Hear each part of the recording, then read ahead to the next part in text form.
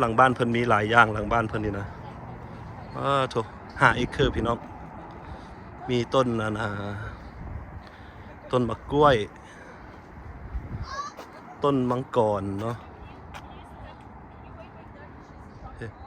เต็มบ้านเพิ่นทั้งลุ่มก็มีต้นหมากพิซซิเมนบ่หั่น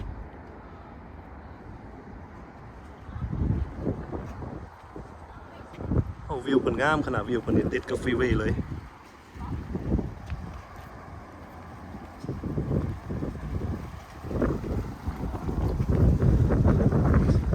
ทางนี้เพิ่นก็มีเป็ดเนาะมีเป็ดมีหมากกระทันอีก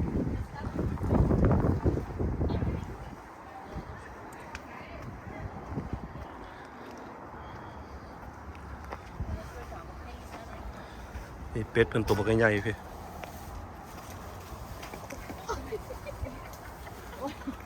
มาเด้อมาเบิ่งคนบ้านนอกคนบ้านนอกคนบ้านนอกเข้าเมืองมื้อนี้มาเก็บหมากกระทันเพิ่น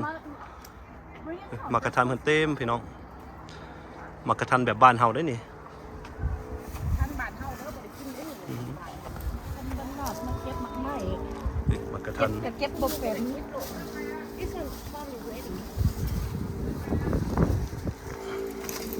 หมักละมุดก็มีหมักละมุด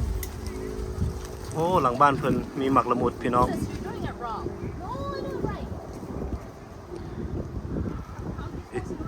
หมักละมุดเพิ่นเต็มต้นคักพี่น้องมัก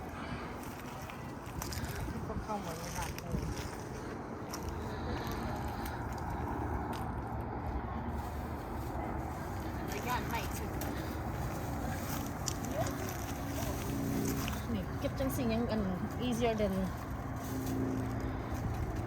คนบ้านนอกมามื้อนี้มาเก็บหมากกระทันเพิ่นต้นมะกระทันแลมากับมือมะกระทันบาดเฮาหมากกระทันแท้ๆแล้วตัวนี้มันหวานได้ตัวสูงถึง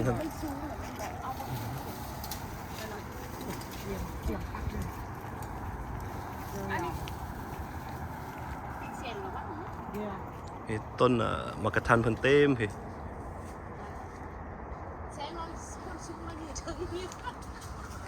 ต้นอันนี้ก็ต้นละมุดเพิ่นก็เต็มเป็นแถวพี่น้องเพิ่น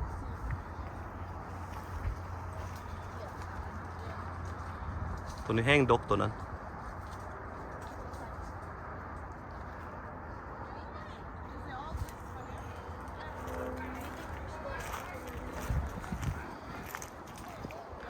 อยู่ทางพุ่นก็มี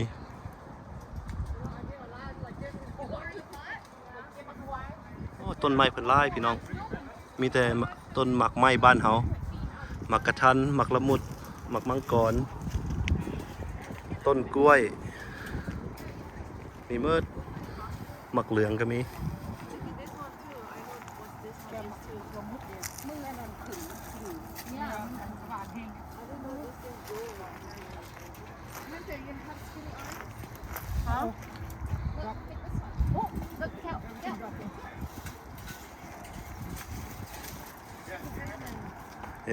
แสงเก็บหมากกระทันเนาะ แสงพามาเก็บหมากกระทันมื้อนี้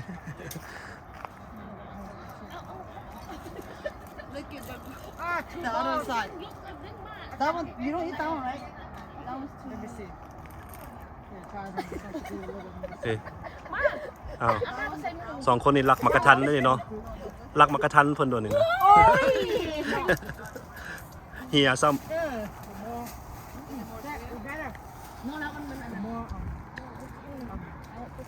Yellow, the most sweeter. Yeah. The loud kind. Oh, right here. Right there. Down there. Get this one. It's long. Oh, look, something here already. Oh. I think it's been there yesterday, maybe. Look at this one. The fruit. เนี่ยหมักละมุด You took ซื้อ it น่ะ already? อย่า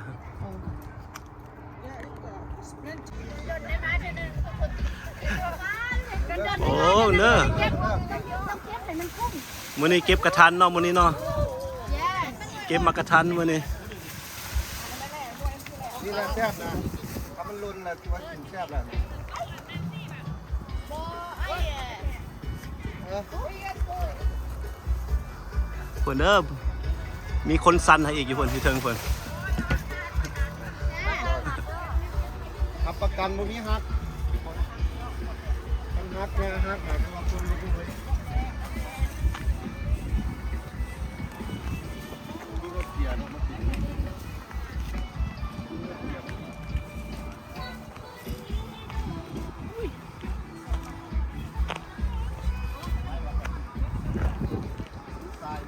พากันมาเก็บปลากระทันเนาะมื้อนี้เนาะ เก็บประกันทันเด้อเก็บประกันทันบ้านเฮาเด้อพี่น้อง โอ้ปลากระทันแซ่บเด้อ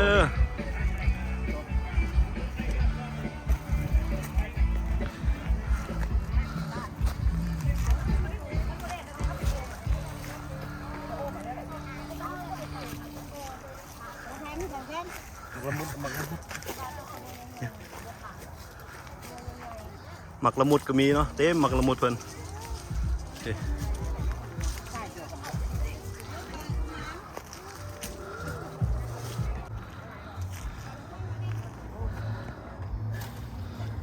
โอ้เพิ่นกำลังต่อยหมักละมุดตอนนี้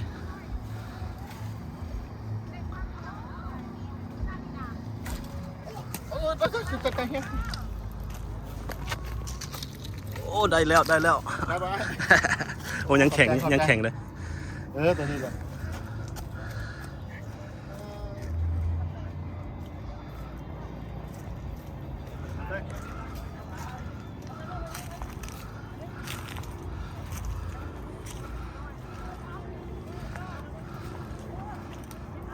เฮ้ยหมักละมุดเต็มพี่น้อง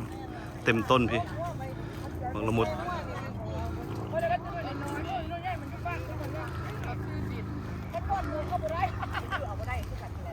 ว่าต้นนี้ก็หลายเนาะต้นนี้แต่มันนั้นหมดละ มันตายอยู่แต่มัน น้อยอ่อนเนี่ย เอาสิ เอาไปบอมบ่เอาไปบอมเอา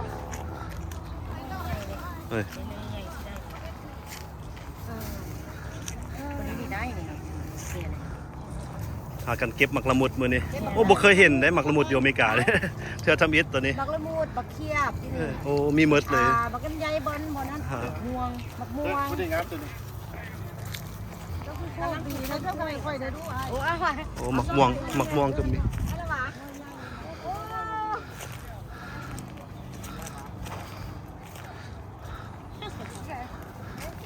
เอาได้แล้วก็เป็นไงหัวแล้ว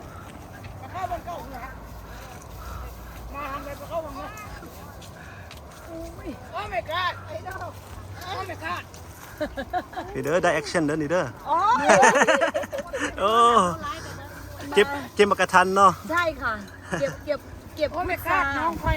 แต่มันลูกใหญ่มากข้างบนนะ โอเค คือมาปีนสูงให้ละมันบ่ได้เอื้อยเขาต้นเสียวต้องปีนเขาต้นป้านักร้องมาได้สิได้เขาใส่กันเก็บได้อีกเนาะแต่ว่าถึงต้นนั้นจะไหนต้องได้ลูกใหญ่มาก มื้อนี้เพิ่นมาเก็บหมักกระทันเก็บหมักละมุดมื้อนี้ มากกว่าแบบ มีดาวันแน่ดอกอ้อแน่เนาะ ได้หลาย มวนขนาดมื้อนี้ นี่แหละห้องกูได้นะได้เนี่ยได้แบบไม่ได้นี่ได้รักเพียซีมันก่อนกินแล้วซีมันด้วยนะกูได้ อีพี่เพิ่นก็มีต้นหมักม่วงน้ำพี่น้องมาเบิ่งพี่ทุกกำลังออกดอกนี่ต้นหมักม่วงอยู่อเมริกาเด้อพี่น้องสิพาไปเบิ่งกันว่ามีหมากบ่สบายดี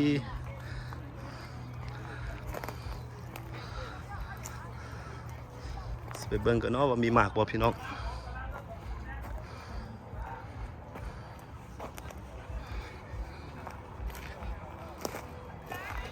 อยู่พี่ก็มีต้นเนาะอยู่พี่โอ้เห็นแล้วหมากพี่น้องพี่หมักม่วง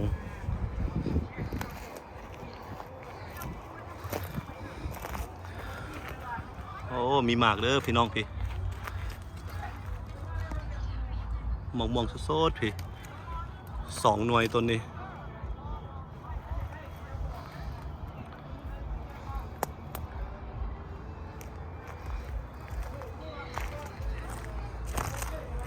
ต้นหมากมังกรก็มีเนาะ เบิ่งดูทางนี้สิมีบ่ต้นนี้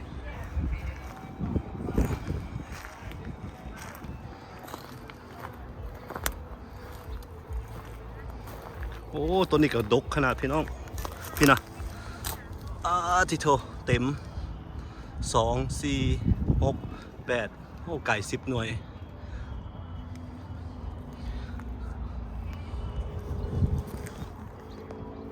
ทิโททางนี้ก็มีพี่น้องอยู่พี่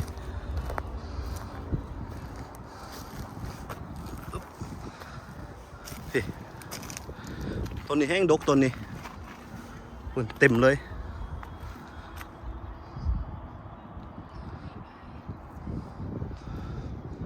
ทิโท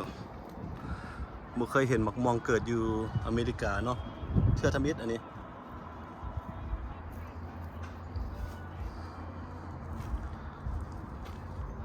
พุ่นนะดินเพิ่นกว้างขนาดพี่น้องฮอดลุมพุ่น5 เอเคอร์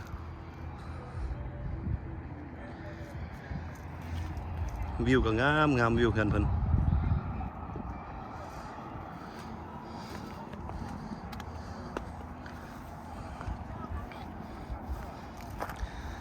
บ่เคยเห็นหมักม่วงเนาะอยู่อเมริกานี่มี โอ้มีหมักม่วงสดๆเลยพุ่นนะเถอะ หอม กรอบอีกได้วนะเมื่อกี้ซิมแล้ว คุณเต็งเพียง อันนี้เพิ่นก็เป็นห้องเนาะเพิ่นเฮ็ดห้องให้น้ำไหลลงเพื่อบ่ให้มันดินมันเจือน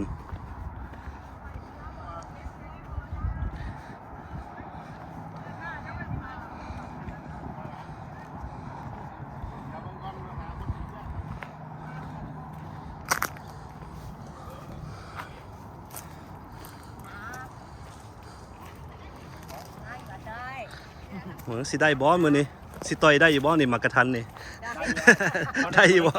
โอเค พอได้อยู่ได้กินบ้างครับ พอได้อยู่เนาะซะเนาะ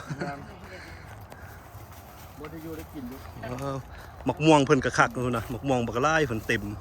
มันกำลังเป็นน้อย นั่นแหละนั่น แต่บ้านน้อยเพราะข่อยเก็บมาน่ะแซ่บจัง ตัวนั้นกรอบดีเมื่อกี้ แม่น ยับไป เด้อพี่น้องเต็มทักหมักกระทันหมักละมุดหมักม่วงต้นกล้วยเพิ่นมีเมิดทุกต้นทุกแนวเลย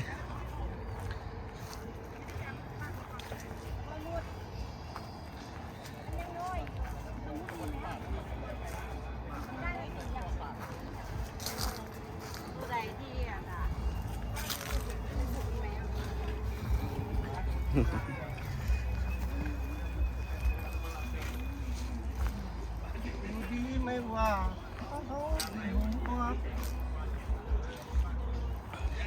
เก็บหมักกระทันเนาะตอนนี้เนาะ กระทานเด้อกระทานอเมริกาพี่น้องเขา กระทันลาวอยู่อเมริกา มันกระทานกรุงเทพด้วยเขา โอ้โหแซ่บขนาดเนาะ แซ่บ กรอบหวาน กรอบหวานแซ่บเลย ทั้งกันหมักม่วงก็มีหมักม่วง มีห เต็ มาก ม ม่วงมีหมากมังกร หมักละมุด หมากมังกรหมากละมุดหมากละมุดได้ก่อน โอ้คักขนาดวะ แล้วก็จนมีหมากเขียบ มาเขียบอีก ใหญ่ โอเค หมากเขียบ ว้าว ขายปีนึงมันเป็นน้อยๆ โอ้เพิ่นปลูกแต่แนวแบบหายากเนาะ